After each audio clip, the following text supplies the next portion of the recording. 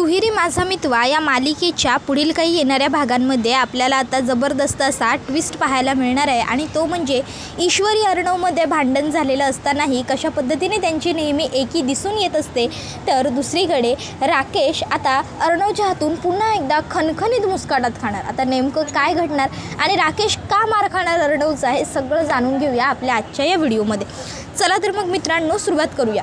तर इकडे आपण पाहिलेलंच आहे की ईशू आणि अर्णवमध्ये अंजलीमुळे वाद झालेला आहे। अंजलीला ईश्वरी न सांगता घेऊन गेली असा गैरसमज अर्णवचा झाला आहे आणि त्यामुळे अर्णव ईश्वरीला खूप ओरडला आहे आणि तू हे जे काही वागलीस मिसिंदौर ते अजिबात बरोबर नाही आहे। जर तुम्ही दोघी घराबाहेर आहात ही गोष्ट त्या राकेशला कळाली असती तर त्याने काय केलं असतं तुला माहिती आहे का? तुम्हाला दोघींना घरात न बघता मला किती टेन्शन आलं होतं, हे पुढचे 2 तास मी किती रेस्टलेस झालो होतो, तुला काही कळतंय का वगैरे वगैरे तो खूप काही ईश्वरीला बोलला होता। मग आता ईशूसुद्धा अर्णववर चिडली आणि म्हणाली की हे बरं आहे यांचं, म्हणजे नेहमीप्रमाणे यांना वाटेल तेव्हा यांना वाटेल तसं यांनी चिडायचं आणि निघून जायचं। आपली बायको काय बोलते काय सांगते या गोष्टीचं यांना भानच राहत नाही। आता मी पण बघते, दाखवून देते यांना राग, इगो, गुस्सा काय असतो ते। आता मी पण माफ नाही करणार यांना। हे कोण आहेत मला माफ करणारे प्रत्येक वेळी? आता बघा, आता मी सुद्धा नाही जर यांना अद्दल घडवली ना तर मी सुद्धा नावाची मिसेस ईश्वरी अर्णव राजे शिर्के नाही। प्रत्येक वेळी हे फक्त स्वतःचंच म्हणणं कसं काय खरं करू शकतात? समोरचा जर काही सांगतो एवढ्या पोटतिडकीने तर थोडं ऐकायला नको का यांनी सुद्धा? जाऊ दे, मला ना आता यांच्याशी बोलायचंच नाही आहे आणि हे काय मला माफ करणार नाही, आता मी यांना माफ करणार नाही। येऊ देत पुन्हा फक्त सॉरी म्हणायला। एकतर आधी सॉरी म्हणता येत नाही आणि सॉरी म्हणता आलं तर पुन्हा परत काहीतरी नवीन उकरून ठेवायचं। मला ना कळतच नाही या माणसाचं। याचं नाव ना भडकूचंदच बरोबर आहे, यांना दुसरं काही नाव सूटच करत नाही ना। त्याबरोबर इकडे आता ईश्वरीची आई तेवढ्यात घरी आलेली असते। आता ईश्वरीच्या आईला दारात बघून अंजली खूप खुश होते आणि ती म्हणते, अरे काकू तुम्ही या ना, या प्लीज आतमध्ये या। आता अंजली बिचारी हळूहळू चालत पुढे जाईपर्यंत आकाश पटकन पुढे जातो, त्यांच्या हातातल्या पिशव्या घेतो आणि मागे नम्रता कुठे दिसते हे बघतो आणि मग नम्रता न दिसल्याने तो विचारतो, नम्रता नाही आली काकू? त्यावर लगेचच मामा आकाशकडे बघतो आणि आकाशला म्हणतो, अरे आकाश बाळा आधी आत घे त्यांना, नंतर चौकशी कर रे। त्याबरोबर आता अंजली म्हणते, आणि तुला काय करायचं आहे रे तिचं? त्याबरोबर आता लगेचच आकाश हा म्हणत असतो की नाही मी तर सहजच विचारलं। त्याबरोबर आता लगेच अर्णवला अंजली हाका मारते आणि त्या ठिकाणी बोलवते। अर्णव तिकडे येतो आणि आता ईश्वरीच्या आईला बघून तो सुद्धा खुश होतो आणि म्हणतो, अरे वा काकू, व्हॉट अन प्लेझंट सरप्राईज, खरंच खूप बरं वाटलं तुमच्या येण्यामुळे। म्हणजे असं सहजच आलात ना? काकांची तब्येत वगैरे व्यवस्थित आहे ना? त्यावर ती होकार देते। अर्णव म्हणतो, आणि नम्रता कशी आहे? ती सुद्धा मस्त आहे ना? त्याबरोबर आता लगेचच ती सांगत असते, हो बघा आमच्या जावयाला किती काळजी येते आमची अंजली ताई। त्याबरोबर अंजली हसते। तर लगेचच ईश्वरीची आई सांगत असते की हो अर्णव, अरे सगळे व्यवस्थित आहेत, सगळे बरे आहेत, मी आपली सहजच आले। त्याबरोबर आता अर्णव म्हणत असतो, नाही बरं झालं आलात, खूप दिवसात आपली काही गाठभेट पडली नव्हती। नाही म्हणजे कामाच्या गडबडीत मलासुद्धा घरी यायला फारसं जमत नाही, पण सगळं व्यवस्थित आहे ना? म्हणजे तुम्हाला काही त्रास नाही आहे ना? त्याबरोबर लगेचच आता अंजली म्हणते, अरे त्यांचा जावई तू आहेस, मग त्यांना कसली काळजी आहे? माझा भाऊ सगळं व्यवस्थित मॅनेज करतो ना काकू। त्याबरोबर आता लगेचच ईश्वरीची आई हसत होकार देते। मग लगेच आता ती म्हणते, अहो पण तुमची लाडाची लेक कुठे, जिला बघण्यासाठी तुम्ही इथे आलाय ती? थांबा मी बोलवते ईश्वरीला। ईश्वरी पण ईश्वरी काही हाक देत नसते। मग आता अंजलीच्या लक्षात येतं की मघाशी ईश्वरी आणि अर्णवचं भांडण झालं होतं, म्हणून कदाचित ईश्वरी रुसून बसली आहे आणि म्हणून ती खाली येत नाही आहे। मग आता अंजली म्हणते, कदाचित ईश्वरीपर्यंत माझा आवाज पोहोचत नाही आहे, मी आले हा ईश्वरीला बोलवून, आणि मग ती तिकडनं उठून जाते। तर इकडे अर्णव हा म्हणत असतो, काकू बाय द वे काकांच्या हाताची मुवमेंट, पायाची मुवमेंट आता व्यवस्थित होती आहे का? नाही म्हणजे व्यवस्थित म्हणण्यापेक्षा चांगली होती आहे का बऱ्यापैकी? नाही जर काही प्रॉब्लेम असेल किंवा होत नसेल तर सांगा, तसं आपण चांगल्या डॉक्टरला एखाद्या दाखवू शकतो, म्हणजे कसं बरं पडेल आपल्याला। त्याबरोबर दुसरीकडे आता अंजली येते आणि इशूच्या खोलीचा दरवाजा ठोठावते। ईश्वरी अगं दरवाजा उघड, अगं बघ तरी खाली कोण आलंय ते। ईश्वरी काही उघडत नसते दार। मग अंजली म्हणते, ईश्वरी तू आता ऐक का, माझं दार उघड, तू लक्षात ठेव, विसरू नकोस, मी तुझी मोठी नणंद आहे, नाहीतर मी रागवेन, तुला ओरडेन, त्यापेक्षा दरवाजा उघड बरं। आता इशू दरवाजा उघडत नसते. मग आता अंजली म्हणते, अगं ईश्वरी ऐक तर खरं, अगं खाली तुझी आई आली आहे म्हणून तुला बोलवायला आली आहे, दार उघड. त्याबरोबर इशू दार उघडते आणि म्हणते, काय खाली खरंच आई आली आहे ताई? त्याबरोबर अंजली होकार देते. मग आता अंजली ही इशूला म्हणते, खरंच सॉरी माझ्यामुळे तुझ्यामध्ये आणि चिंटूमध्ये. त्यावर इशू म्हणते, अहो असू द्या हो ताई, त्यात काय एवढं, मियाँ बीबी का झगडा आहे, होते राहत आहे. आणि मी तुम्हाला खरं सांगू का, जर नवरा बायकोंचं नातं जास्त गोड असलं ना तर ते चांगलं वाटत नाही. थोडीफार भांडणं व्हायलाच हवी. लढाई झगडे से अलावा रिश्ते में थोड़ी प्यार आता है, प्यार तो लड़ाई झगड़े से ही बढ़ता है, ऐसा हमारे इंदौर के लोग कहते हैं. त्याबरोबर आता दोघी बहीण त्या जणी हसतात आणि मग आता तिकडनं खाली येतात. आईला बघून इशू खूप खुश होते. आई कशी आहेस तू, बाबा कसे आहेत, नमुताई कशी आहे, आत्या कशी आहे, एवढे सगळे प्रश्न इशू एकदमात विचारते. आता लगेचच आई म्हणते, हो हो हो सांगते सगळे कसे आहेत ते सांगते, पण ये त्याआधी जरा आईजवळ बस, आईला भेट. मग इशू आईजवळ येते आणि बसते. त्याबरोबर आई म्हणत असते, सगळे एकदम उत्तम आहेत, तुझी नमुताई छान आहे, तुझं क्लाउड किचन सांभाळते आहे, तिला मी सुद्धा मदत करते, आत्याचं सगळं व्यवस्थित सुरू आहे, त्यांचा साड्यांचा कारोबार चांगला सुरू आहे.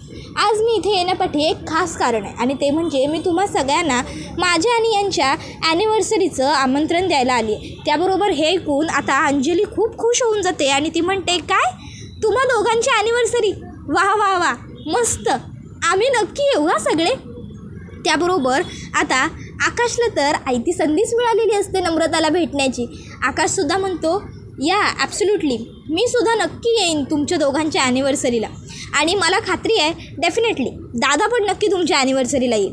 दादा मी काय म्हणतो, काका काकूंच्या ॲनिव्हर्सरीला उद्याच्या दिवशी आपण ऑफिसमध्ये आधीच इन्फॉर्म करूया की आपण दोघंही त्या दिवशी नाही आहोत, म्हणजे लावण्य सगळी कामं मॅनेज करेल. तर इकडे वल्लरीला ईश्वरीची आई आली आहे हा बाजार जसा ऐकू जातो, वल्लरी खोलीचं दार बंद करून घेते आणि खोलीमध्ये स्वतःला कोंडून घेते आणि खोलीत आता तिला खूप घाम वगैरे फुटलेला असतो. तर इकडे इशू आता आईला विचारते, आई आता तुमची सगळी तयारी करायची आज बाकी असेल ना अजून, म्हणजे सगळं आवरलं नसेल. त्यावर आता आई म्हणते, हो ना अगं सगळीच तयारी बाकी आहे, म्हणजे खरं तर हा ॲनिव्हर्सरीचा घाट नमुने घातला आहे. काय तर म्हणे तुमच्या लग्नाचा 50वा वाढदिवस आहे तर अगदी जल्लोषात साजरा झाला पाहिजे म्हणे. पण अगं आता तू सुद्धा नाही आहेस ना तिकडे, मग सगळं तिच्या एकटीच्या जीवाजवळ पडले, एकटी बिचारी करते. आता करून ती किती करणार गं, त्यात दिवसभर कामही असतं तिचं क्लाउड किचनचं. त्यावर इशू म्हणते, आई मग मी काय म्हणते, नमुताईला हातभार लावायला मी पण येते ना घरी. त्याबरोबर आता आई म्हणते, अगं हो चालेल की, उलट मस्त उत्तम. तसंही प्रत्येक गोष्ट तुम्ही दोघी बहिणींनी आजपर्यंत मिळूनच केली. तुला माहिती आहे का, सकाळी जेव्हा नमू घर डेकोरेट करायला घेत होती ना तेव्हासुद्धा नमूला तुझी आठवण खूप आली होती. जर कुणाला इथे अडचण नसेल तर चल की माझ्याबरोबर. त्याबरोबर मग आता लगेचच इशू ही म्हणायला लागते, आई अगं मी माझ्या माहेरी जाण्याचा इथे कोणाला काय प्रॉब्लेम असू शकतो, उलट काहीच कोणाला अडचण नाही होणार, बरं वाटेल सगळ्यांना. त्याबरोबर आई म्हणते, काय? त्यावर इशू म्हणते, म्हणजे आनंद होईल गं सगळ्यांना, मी माझ्या माहेरी गेले 4 दिवस माझ्या माणसांबरोबर माझ्या कुटुंबियांबरोबर राहिले तर छानच वाटेल की सगळ्यांना, मी येऊ ना तुझ्याबरोबर. त्यावर आई म्हणते, हो ये, मग जा तू पटकन बॅग भरून घे, जा लवकर आवर, आपल्याला लवकर निघायचं आहे. त्याबरोबर इशू, हा मी पटकन आवरून आले एवढं म्हणते आणि तिकडनं बॅग भरायला वरती जाते. आता इशू जशी बॅग भरायला वरती जाते, अर्णवसुद्धा तिच्या मागोमाग तिथे आलेला असतो. आता इशूने बॅगेत भरलेले कपडे काढून अर्णव खाली टाकतो. इशू म्हणते, काय चाललं आहे तुमचं? अर्णव म्हणतो, तू कुठेही जाणार नाही आहेस, समजलं तुला? त्यावर इशू म्हणते, मला सांगणारे तुम्ही कोण?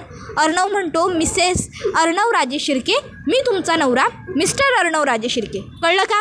त्यावर इशू म्हणते, हे बघा अर्णव सर, मला ना तुमचं काही ऐकायचं नाही आहे, मला जायचं आहे माझ्या आईबरोबर माझ्या घरी. त्याबरोबर अर्णव म्हणतो, तुला काय वाटतं, मला कळत नाही आहे, तुला ॲनिव्हर्सरीची तयारी करायला नाही तर माझ्याबरोबर वाद झाला आहे ना म्हणून जायचं आहे, बरोबर ना? त्यावर इशू म्हणते, नाही, मला माझं डोकं शांत करण्यासाठी माझ्या घरी जायचं आहे, समजलं तुम्हाला, आणि मी जाणार आहे माझ्या आईबरोबर.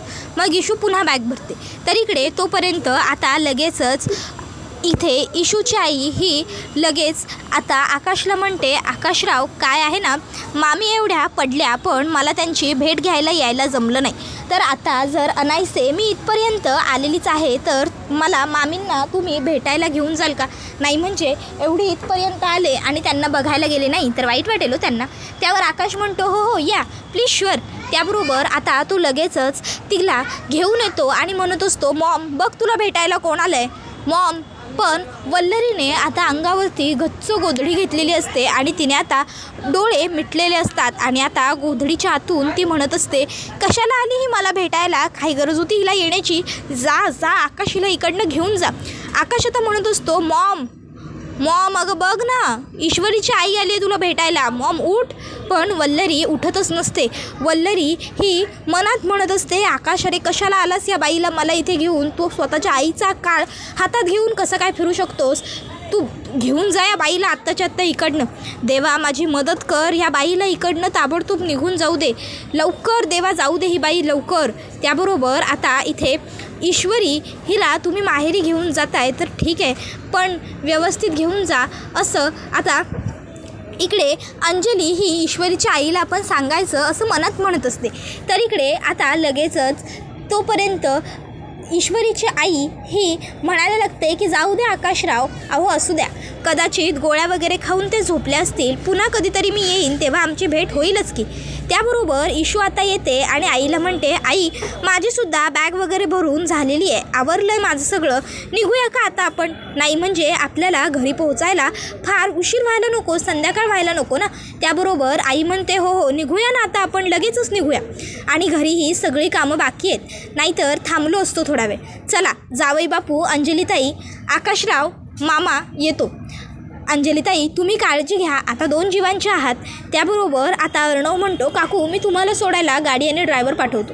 त्यावर इशू म्हणते, काही गरज नाही आहे. त्यावर आता सगळे तिच्याकडे बघतात. त्यावर इशू म्हणते, म्हणजे काही गरज नाही आहे, मी आहे ना आईबरोबर, मी तिला व्यवस्थित घेऊन जाईल, आई चल.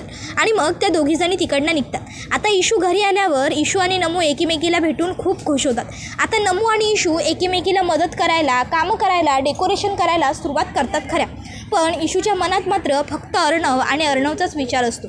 अर्णव सर जे वागले ते काही चुकीचं नव्हतं.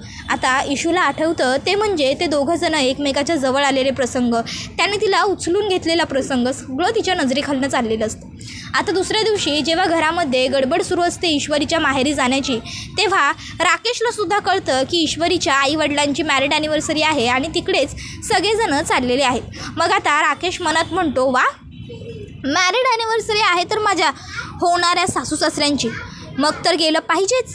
नाही म्हणजे मी गेलो नाही तर कसं चालेल ना, तिकडे जायला हवं, एवढ्या चांगल्या रंगाचा बेरंग तर केलाच पाहिजे, काहीतरी गडबड तर तिकडे झालीच पाहिजे, आणि मी जर गेलो नाही तर गडबड कशी होणार, त्यामुळे मला तर जावंच लागणार. आता ज्याप्रमाणे ह्या घरामध्ये अंजली ही माझा काटा आहे ना, त्याप्रमाणे त्या घरामध्ये संजय देसाई म्हणजे माझे ते तोंड मिटून पडलेले सासरेबुवा ते माझा काटा असणार आहेत. त्यांच्यामुळे ईश्वरी आणि अर्णवमध्ये मला भांडण लावता येईल. इकडे त्या माझ्या बावळट बायकोमुळे अर्णव चिडेल आणि तिकडे माझ्या त्या न झालेल्या सासऱ्यांमुळे ईश्वरी, आणि दोघांमध्ये वाद होईल. तर इकडे आता अंजलीला राकेश म्हणतो, अगं चल ना तयार हो, आपल्याला जायचं आहे ना ईश्वरीच्या माहेरी, तुला इच्छा झाली आहे, मग मी तुला घेऊन जाणार नाही का. तर इकडे आकाशसुद्धा आता खूप छान असा तयार झालेला असतो. आकाशच्या मनात अगदी भरभरून लाडू फुटत असतात आणि आकाश आता स्वतःला आरशात बघून म्हणत असतो, येतोय मी तुला भेटण्यासाठी नम्रता, येतोय, आय एम व्हेरी एक्सायटेड. म्हणजे ह्या ॲनिव्हर्सरी वगैरेमध्ये तर मला काही इंटरेस्ट नाही आहे फारसा, पण तुला भेटण्यात मला खूप रस आहे. त्यानंतर मग आता आकाश अर्णवच्या खोलीत येतो आणि दादा निघायचं का असं विचारतो. त्यावर अर्णव म्हणतो, बाकीचे सगळे आवरून तयार झाले का. त्यावर तो म्हणतो, हो फक्त मॉम येत नाही आहे. मॉम म्हणते, उगाच कशाला लोकांच्या घरामध्ये हे असं पाय आधू झाल्यासारखं फिरायचं म्हणून. त्याबरोबर अर्णव म्हणतो, ठीक आहे ताई येते ना. त्यावर आकाश सांगतो, हो ताई येते आणि जिजूसुद्धा येत आहेत. त्यावर हे ऐकून अर्णवला राग येतो, पण आकाशच्या समोर तो शांत राहतो. त्यानंतर मग सगळेजणं आता ईश्वरीच्या माहेरी पोहोचलेले असतात. आता अर्णव हा तिकडे आल्याबरोबर लगेचच सगळ्यांना हाका मारतो, काकू, काका, नम्रता. त्याबरोबर आता फक्त ईश्वरीचा नाव सोडून तो सगळ्यांची नावं घेतो. सगळेजण बाहेर येतात. त्याबरोबर अर्णव आता स्वतःहून सगळ्यांची चौकशी करू लागतो. काका बरं वाटतंय ना तुम्हाला, आता तब्येत ठीक आहे ना तुमची? त्यावर ईश्वरीचे बाबा डोळे मिटून होकारार्थी मान फक्त त्याला हलवून दाखवतात. त्याबरोबर मग तो लगेचच नम्रताला विचारतो, नम्रता तुझं क्लाउड किचन कसं सुरू आहे आता? नाही म्हणजे जर तुला काही गरज पडली, मदत लागली तर सांग नक्की मला. त्यावर नम्रतासुद्धा हो जिजू म्हणते. मग आता लगेचच तो विचारतो, आई तुम्ही कशा आहात? त्याबरोबर ती म्हणते, हो मी सुद्धा जावई बापू बरी आहे. त्यावर अर्णव म्हणतो, डेकोरेशन बाकी मस्त केले. आता अर्णवची नजर इशूला शोधत असते, पण इशू मुद्दामूनच किचनमध्येच उभी राहिलेली असते. त्याबरोबर इकडे राकेशसुद्धा आता त्या ठिकाणी आलेला असतो.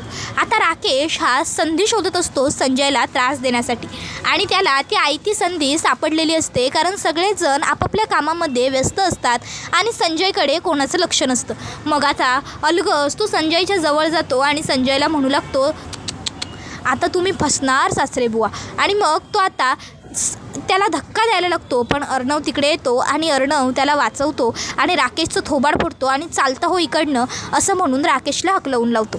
त्यानंतर मग आता केक वगैरे कापून झाल्यावर इशू ही लगेचच आईला आणि बाबांना म्हणते, आई बाबा लग्नाच्या वाढदिवसाच्या तुम्हा दोघांनाही खूप खूप मनापासून शुभेच्छा. हे मी तुम्हा दोघांसाठी गिफ्ट घेतलं आहे, ह्या अंगठ्या. आणि मग ती त्या अंगठ्या त्यांना देते आणि मी आलेच, मी कुकर लावला एवढं बोलून ती तिकडनं आतमध्ये जाते. आता तोपर्यंत अर्णवला एक फोन आलेला असतो आणि फोनवर बोलण्यासाठी अर्णव तिकडनं बाजूला गेलेला असतो. त्यामुळे इशूने गिफ्ट दिलेला प्रसंग अर्णवला माहीतच नसतो. मग अर्णव विचार करतो की माझ्यावर रागवल्यामुळे मिसिंदौर गिफ्ट माझ्याबरोबर एकत्र द्यावं लागेल म्हणून बाहेर आली नसावी कदाचित. म्हणून मग आता अर्णव हा त्यांना गिफ्ट देतो आणि म्हणतो, काका काकू हे तुम्हाला आमच्याकडून गिफ्ट. त्यावर आता आकाश म्हणतो, अरे मगाशी वहिनीने गिफ्ट दिलं, आता तू गिफ्ट देतोय, काय चाललंय काय तुम्हा दोघांचं? तुम्ही दोघांनी वेगवेगळे गिफ्ट का घेतलेत? आता इशू तिथे आलेली असते. आता इशूला आकाश विचारतो, काय गं वहिनी? त्यावर मग इशू म्हणत असते की नाही म्हणजे ॲक्च्युली मी ह्या अंगठ्या आम्हा दोघांसाठी घेतल्या होत्या, पण मला असं वाटलं मग की आईबाबांना द्याव्या म्हणून मग मी आईबाबांना दिल्या. ह्या अंगठ्या खरं तर मी आईबाबांसाठी घेतल्याच नव्हत्या, या अंगठ्या मी अर्णव सरांसाठी आणि माझ्यासाठी घेतली होती. हो ना अर्णव सर? आता इशूने एवढं सांभाळून घेतलं आहे आपल्याला हे बघून अर्णव म्हणतो, हो खरं तर म्हणजे मी आणि मिसिंदौर तेव्हा आम्हाला दोघांनाच अंगठ्या घ्यायला गेलो होतो, पण मग आम्हाला लक्षात आलं की काका काकूंचासुद्धा लग्नाचा वाढदिवस येतो आहे, म्हणून मग आम्ही तिथे काका काकूंसाठी या अंगठ्या घेतल्या होत्या. म्हणजे गिफ्ट खरं तर मिसिंदौर घरीच विसरली होती आणि ते मीच घेऊन आलो. त्यावर इशू म्हणते, हो पण मग माझ्याकडे या अंगठ्या होत्या ना, म्हणून मला वाटलं अर्णव सर विसरले असतील म्हणून मग मी या अंगठ्या दिल्या. आता अगदी दोघांनी उत्तम पद्धतीने नवरा बायकोनी एकमेकाला सावरून घेतलेलं असतं. त्याबरोबर आकाश म्हणतो, oh my God rings and all. नाही म्हणजे तुमची एंगेजमेंटची सेरेमनी बाकी राहिली होती हे आमच्या सगळ्यांच्या लक्षात होतं, पण तुमच्या दोघांच्या लक्षात ती इतकी जोरात असेल असं वाटलं नव्हतं, म्हणून घेतल्यात ना एकमेकासाठी रिंग. बघू बघू किती मस्त रिंग आहेत त्या. वहिनी माझ्या दादासाठी तुम्ही काय हार्ट शेपची वगैरे अंगठी घेतली की काय बघू?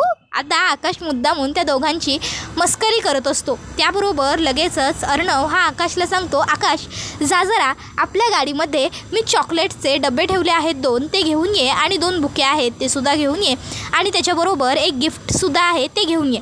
त्यावर तो म्हणतो, गिफ्ट? त्यावर अर्णव म्हणतो, हो ते नम्रतासाठी घेतलं आहे, कारण आज सगळ्यांनाच काही ना काही मिळालं आहे, मग नम्रतालासुद्धा काहीतरी छोटंसं गिफ्ट मिळायला हवं, तिने एवढे कष्ट केलेत सगळ्या इव्हेंटसाठी. त्यावर मग आता आकाश म्हणतो, या रिअली दादा तू खरंच खूप चांगला विचार केला आहेस. आणि मग आता आकाश बाहेर येतो आणि विचार करतो, नम्रता तर माझ्याकडूनही गिफ्ट डिझर्व करते. नाही म्हणजे तिने खरोखर एवढा छान सगळा इव्हेंट ऑर्गनाईज केला, एवढं सगळं छान तिने मॅनेज केलं आहे, मग मी सुद्धा तिच्यासाठी काहीतरी तर घेऊ शकतोच ना छोटंसं. पण तिला गिफ्ट द्यायला आधी ती माझ्या समोर तर यायला हवी. मी कधीपासून इथे आलो आहे, पण अजून मला नम्रता भेटायलासुद्धा आलेली नाही आहे. नम्रता मला दिसायला हवी होती इतक्या वेळात, पण नम्रता आहे कुठे असा विचार आता आकाश करत असतो. इतक्यात सुंदर साडी नेसलेली नम्रता त्याच्यासमोरून चालत येते. नम्रताचे ते मोहक रूप पाहून आकाश पार तिच्या नजरेत हरवून गेलेला असतो आणि हा व्हिडिओ इथेच संपून जातो. व्हिडिओ आवडला असेल तर व्हिडिओला लाईक करा, चॅनलवर नवीन असाल तर चॅनलला सबस्क्राईब करा आणि बेल आयकॉन आठवणीने प्रेस करा, जेणेकरून तुम्हाला पुढच्या प्रत्येक व्हिडिओचं नोटिफिकेशन मिळत जाईल आणि सर्व व्हिडिओंचा आनंद हा अगदी उत्तम पद्धतीने घेता येईल. चला तर मग आजच्या पुरतं इथेच थांबूया. धन्यवाद.